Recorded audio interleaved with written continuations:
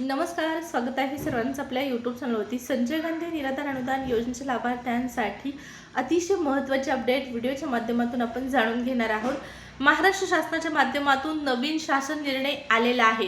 त्याचबरोबर पहा, संजय गांधी निराधार अनुदान योजनेतील जे इतर लाभार्थी आहेत, दिव्यांग लाभार्थी सोडता त्यापैकी विधवा महिला भगिनी असतील, वृद्धापकाळ योजनेचे लाभार्थी, श्रावणबाळ योजनेचे लाभार्थी, या लाभार्थ्यांना जो रखडलेला 1,500 रुपयाचा मेचा हप्ता आहे, हा कधी जमा होणार आहे या संदर्भात माहिती तुम्हाला हवी असेल तर नक्कीच हा व्हिडिओ महत्त्वाचा असणार आहे। शेवटपर्यंत पाहणं गरजेचं आहे, त्यामुळे स्किप करू नका, शेवटपर्यंत व्हिडिओ पहा। आणि आणखीन एक विनंती असणार आहे, तुम्ही आपल्या चॅनलवर पहिल्यांदा आला असाल, पहिल्यांदा व्हिडिओ पाहत असाल तर नक्कीच चॅनलला न चुकता सबस्क्राईब करा, जेणेकरून या योजनेच्या सर्व लेटेस्ट अपडेट तुम्हाला वेळेवर मिळत राहतील। चला मग वेट कशाचं करताय, सुरुवात करूया आणि जाणून घेऊया महत्त्वाची अपडेट।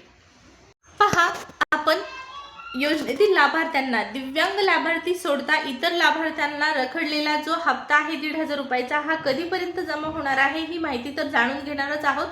परंतु त्याही पूर्वी, त्याहीपेक्षा एक महत्त्वाची माहिती आहे तुमच्यासाठी, अपडेट आहे। महाराष्ट्र शासनाच्या माध्यमातून सामाजिक न्याय विशेष सहाय्य विभागांतर्गत एक नवीन शासन शुद्धीपत्रक काढण्यात आलेला आहे। होय, बरोबर आहे। आणि हे शासन शुद्धीपत्रक किंवा हा जो GR आहे, हा तुमच्यासाठी जाणून घेणं अत्यंत महत्त्वाचं आहे। आजच्याच तारखेचा हा शासन निर्णय आहे, 25 मे 2026 रोजीचा हा निर्णय किंवा हे परिपत्रक, शासन शुद्धीपत्रक इथं आपण म्हणू शकतो। पहा, कशा संदर्भात आहे तर की काय माहिती आहे या शासन शुद्धीपत्रकामध्ये दिलेली आहे, आपण जाणून घेऊया। तर उपरोक्त संदर्भाधीन येथील दिनांक 7 मे 2026 रोजीच्या शासन निर्णयातील परिच्छेद क्रमांक 2 मध्ये डिजिटल हयात प्रमाणपत्र सोबतच्या शुल्काबाबत पुढील प्रमाणे तरतूद करण्यात आलेली आहे। तथापि लाभार्थ्यांनी सदर सेवा सेतू सेवा केंद्र, आपले सेवा सरकार केंद्र किंवा नागरी सेवा केंद्र या माध्यमातून घेतल्यास त्याबाबतचे किमान 50 रुपये इतके सेवा शुल्क लाभार्थ्यास देय राहील।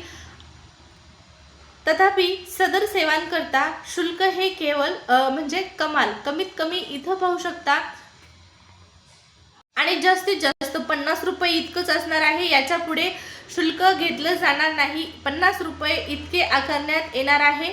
आणि इतके शुल्क आकारण्यात असल्याने सदर तरतूद पुढील प्रमाणे वाचण्यात यावी। तथापि लाभार्थ्यांनी सदर सेवा सेतू सेवा केंद्र, आपले सरकार सेवा केंद्र व नागरी सेवा केंद्र या माध्यमातून घेतल्यास त्याबाबतचे कमाल 50 रुपये इतके सेवा शुल्क लाभार्थ्यास देय राहील। शासन सदर शुद्धीपत्रक महाराष्ट्र शासनाच्या ऑफिशियल साईटवरती तुम्हाला पाहण्यास मिळणार आहे।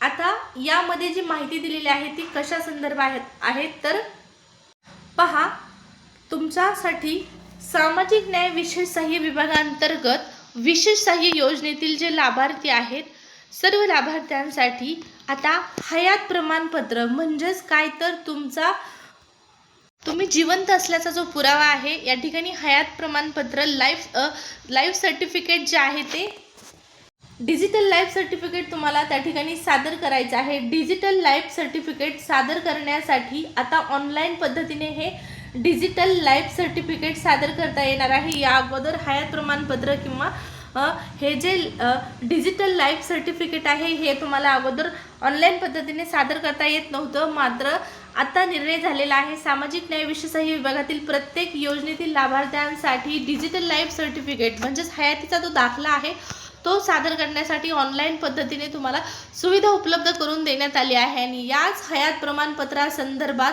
सामाजिक न्याय विशेष सहाय्य विभागाच्या माध्यमातून आजच्या तारखेला एक महत्त्वाचं परिपत्रक, शासन शुद्धीपत्रक काढण्यात आलेलं आहे। या परिपत्रकाच्या माध्यमातून लाभार्थ्यांना बेनिफिशरी सत्यापन ॲपद्वारे हयात प्रमाणपत्र म्हणजेच डिजिटल लाईफ सर्टिफिकेट सादर करायचं आहे। आणि हे सर्टिफिकेट सादर करताना तुमच्याकडून फक्त आणि फक्त 50 रुपये एवढं शुल्क जे आहे ते आकारण्यात यावं, अशा पद्धतीच्या स्पष्टपणे सूचना महाराष्ट्र शासनाच्या माध्यमातून या ठिकाणी आजच्या या शासन शुद्धीपत्रकाच्या माध्यमातून देण्यात आलेले आहेत। पहा, हयात प्रमाणपत्र सादर करणं गरजेचं आहे। योजनेचा लाभ घेण्यासाठी दरवर्षी ते सादर करावं लागतं। आता यावर्षी सुद्धा हे हयात प्रमाणपत्र सादर करायचं आहे, पण यामध्ये मोठा बदल झालेला आहे आणि तो बदल म्हणजे काय, तर ऑनलाईन पद्धतीने तुम्हाला आता हे सादर करता येणार आहे आणि ऑनलाईन पद्धतीने बेनिफिशरी सत्यापन ॲपद्वारे हे डिजिटल लाईफ सर्टिफिकेट सादर करता वेळेस तुम्हाला फक्त आणि फक्त 50 रुपये एवढं शुल्क द्यावं लागणार आहे किंवा तुमच्याकडून फक्त आणि फक्त 50 रुपये एवढं शुल्क घेण्यात यावं, अशा पद्धतीच्या स्पष्टपणे सूचना महाराष्ट्र शासनाच्या माध्यमातून सामाजिक न्याय विशेषाही विभागांतर्गत देण्यात आलेल्या आहेत। महत्त्वाची अपडेट आहे, जाणून घेणं तुमच्यासाठी गरजेचं आहे। पहा, बऱ्याच ठिकाणी गोंधळ होतो, लुटमारी होते। या योजनेतील बऱ्यापैकी लाभार्थी निरक्षर असतील किंवा या आपल्या खेडेगावातील नागरिकांना या संदर्भात काही जास्त माहिती नसते। पहा, त्यामुळे काय होतं, तुम्ही ज्यावेळेस हा हयात प्रमाणपत्र सादर करायला जाताल ऑनलाईन पद्धतीने, तुमच्याकडून अडवून जास्त पैसे घेतले जाऊ शकतात।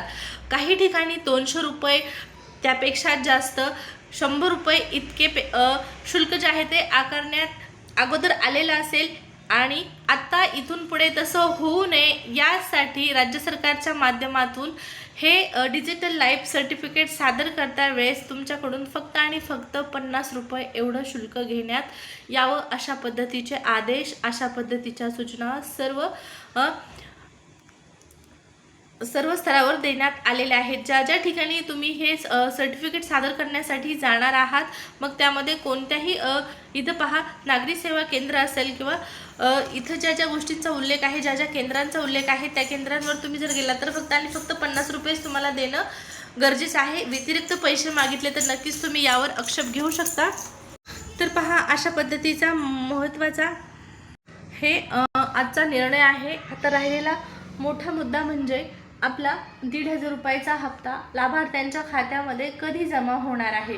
दिव्यांग लाभार्थ्यांना मे महिन्याचा हप्ता मिळालेला आहे, मात्र इतर लाभार्थ्यांना हे पैसे मिळालेले नाहीत।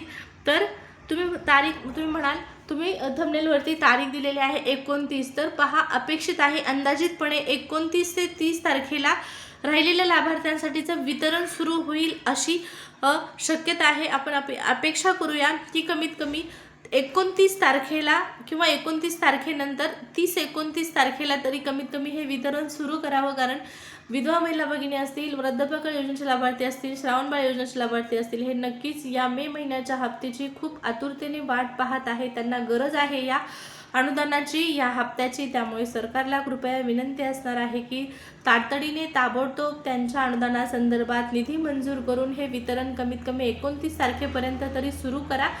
29 तारखेच्या नंतर 30 तारखेच्या आसपास पैसे येण्याची शक्यता आहे। पाहू आता, जर 29-30 तारखेला वितरण होणार असेल तर आज उद्या नक्कीच शासन निर्णय येणं अपेक्षित आहे आणि शासन निर्णय निर्गमित झाल्याच्या नंतर तुम्हाला मी कळवणार आहे। त्यासाठी सुरुवातीला सांगितलेलं आहे, चॅनलला सबस्क्राईब करून ठेवा। भेटूया पुढच्या व्हिडिओमध्ये। या व्हिडिओमध्ये एवढीच माहिती। धन्यवाद।